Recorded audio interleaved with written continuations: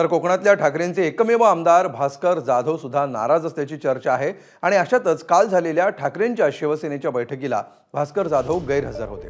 त्यामुळे आता पुन्हा चर्चा सुरू झाल्यात। यावर आता संजय राऊतांनी स्पष्टीकरण दिलंय। कौटुंबिक कार्यक्रमामुळे भास्कर जाधव कालच्या बैठकीला येऊ शकले नाहीत असं राऊतांनी सांगितलंय।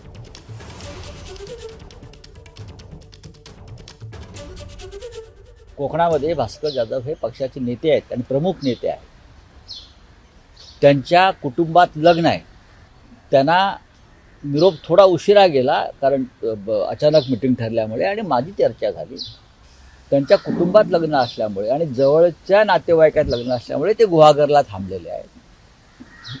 भास्कर जाधव हे ज्येष्ठ नेते आहेत आणि त्यांनी मांडलेल्या अनेक भूमिकांवरती आम्ही पक्षात चर्चाही करतो। आमच्या पक्षात लोकशाही आहे तेवढी। तर उगाच तुम्ही ते आले नाहीत, हे आले नाहीत, ते रुसले, हे फुगले, ते काय एकनाथ शिंदे आहेत का रुसून फुगून गावी जाऊन बसायला? आमचा सगळ्यांशी एकमेकांशी संवाद आहे, व्यवस्थित आहे। काल सर्व नेते उपस्थित होते। एबीपी माझा, उघडा डोळे बघा नीट।